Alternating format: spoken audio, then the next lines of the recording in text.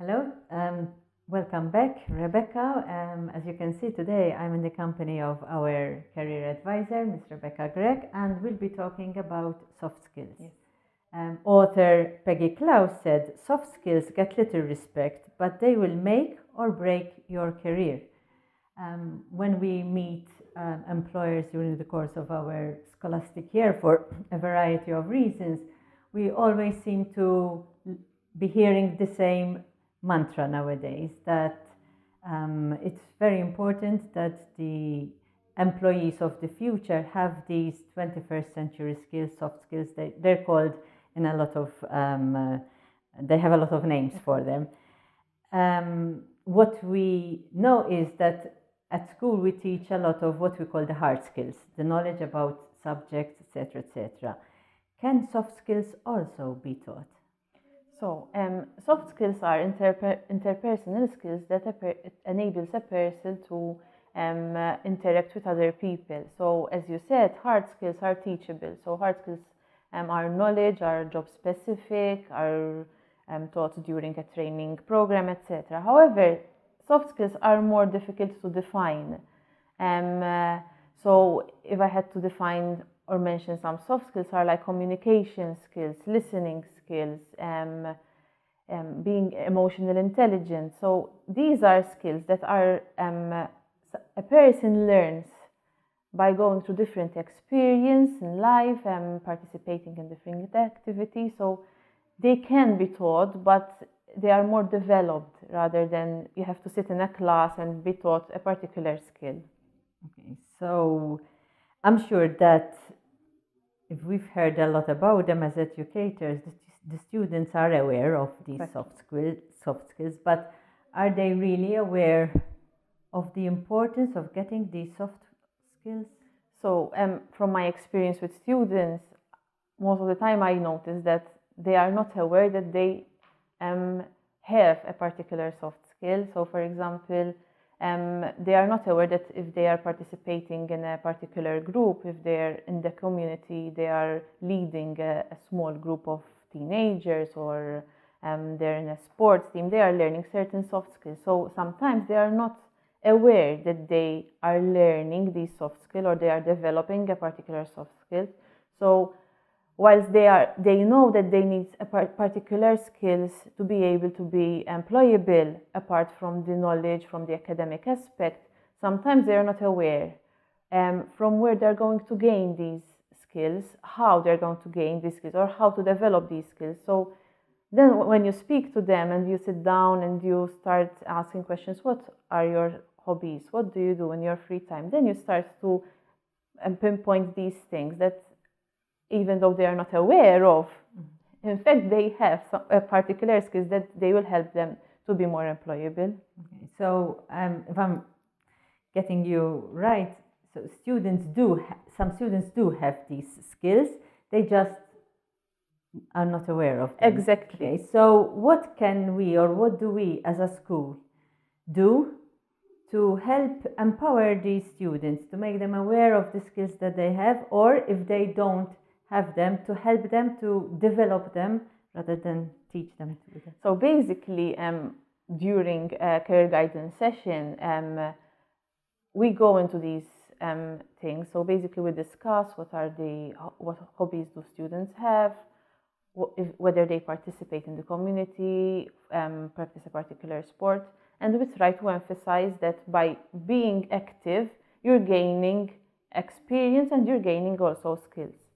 As a school, we offer a number of activities. So there are different programs going on, different activities along the year, but then it's on the students' part to participate, to be aware, to keep an open mind and realize that this program or this activity, maybe at this point I'm not seeing the relevance of it, but in the future, if I am in a month's time, in a week's time, I sit down and I reflect what I've learned, what I gained as an experience, then I will realize that I gained a lot from that particular hour. If I just participate an hour a week, for example, at the end of the year, I realized that I gained a number of skills, a number of experiences. I even met a number of people. So even by interacting with other people, you realize that Maybe someone has a particular skill that you don't. And even by observing, you might learn and you might maybe get acquainted with a particular skill. In fact, I think one of the problems we see in classrooms is that when you ask students to do tasks, and they're not like the normal addressing the students with lectures, some of them tend to be afraid to, and they see it as waste of time. But in reality, they're gaining a lot. For example, nowadays with technology, it's easier to communicate with other people by sending a message or texting, so that's easier. You're not showing emotion, you're just typing.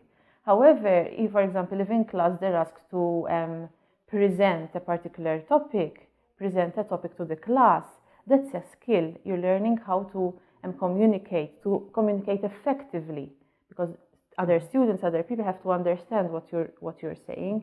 So that's an important skill in the world of work. However, students don't realize that, because it's easier to sit behind the computer, behind the mobile and send the text rather than being there and present something. So even in class, these are different activities that help students to develop even these skills. Sometimes even working in groups. Exactly. They find it as an inconvenience if you ask them to work in groups, Because when in reality you're giving them exactly, these it needs a lot of work to work in a team. Yes. So yes, it helps them a lot. Well, actually, you mentioned technology, and one of the problems we notice with technology is that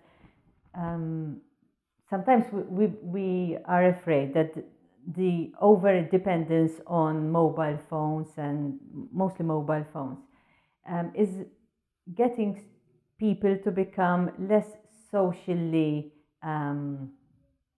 adept, and even emotionally and intellectually. Emotional and intellectual intelligence might be on the decline, because at the end of the day, I know I don't need to rack my brain to think about something. I can easily find the information. Does this mean that the type of soft skills that are needed today are more challenging, are different?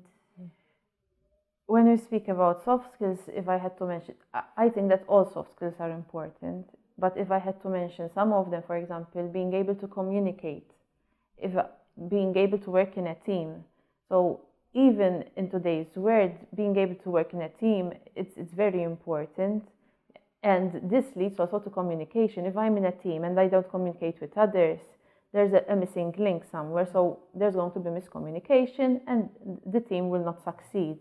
So even being emotionally intelligent, knowing myself, knowing my emotions, and being able to manage others. So these are all important soft skills that a person needs to develop or be aware of, at least, to try and work on. Being able to listen to others, being creative.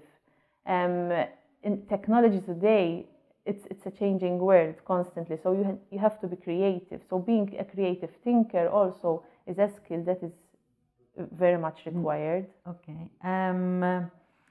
So for a person who is at least aware that they need the soft skills and is in school, what is the best way to learn these soft skills?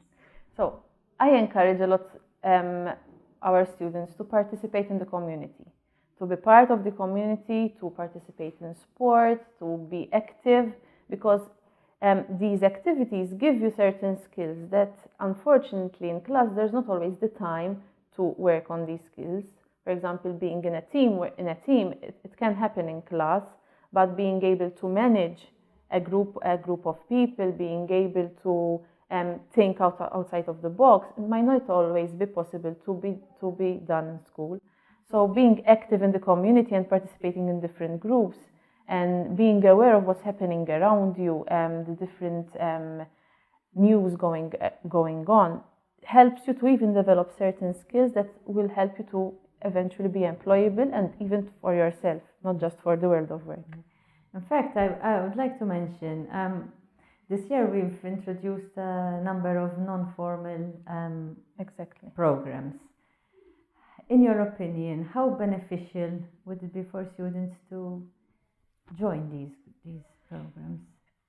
I think students will benefit a lot. One, being part of the school day. So if you have a lot of different things going on after school, you know that you have an hour every week. It's a part of the school day, so you can participate. You make new friends, and you also learn new things. So even to be part of the school community helps you to develop certain skills that maybe after school, with homeworks, with other activities, might not give you the time, or you don't have the time to focus on these things. But being part of the school, also making new friends who are at school as well with you, so it also helps you to develop also from the social aspect, not just from the academic aspect. So I encourage a lot of our students to participate in these activities. Okay, so let's say I'm a student here, and I'm aware of these soft skills, but I'm really at a loss of what to do. I can come to the guidance team, and Yes. I'll get guidance about. So you would be kind of analyzing me as a student to see what soft skills am I. So basically what we do is sit down together and we discuss, because some students might be interested in a particular area and others might not. It's also important to do something that you enjoy doing, not just you do it for the sake of doing it and because someone told you to do it. So we discuss what are your interests, what you would like to do eventually, what you already learned at this point in time, because some students come to us and tell us, I'm part of a small group in my community and I just attend, but then you realize that they lead a small group, they organize activities, so they are learning certain aspects, but you have to pinpoint these skills that they're learning. Then they tell you, oh yes, I organized an event, it was for 20 people, I had to take care of these things, I had to take care of it. So those are also skills that students learned, but they're not aware of. So by sitting down and discussing and see what students are interested in, then we try to guide them according to their needs and likings. And I think once your self-esteem gets boosted, because I've managed to do this, I think it gets easier to develop more skills. No? Exactly, and also to face an interview, being able to present yourself better. Mm-hmm. So it's a whole package. That's one thing leads to another. It's like a chain and a link in the chain. Okay.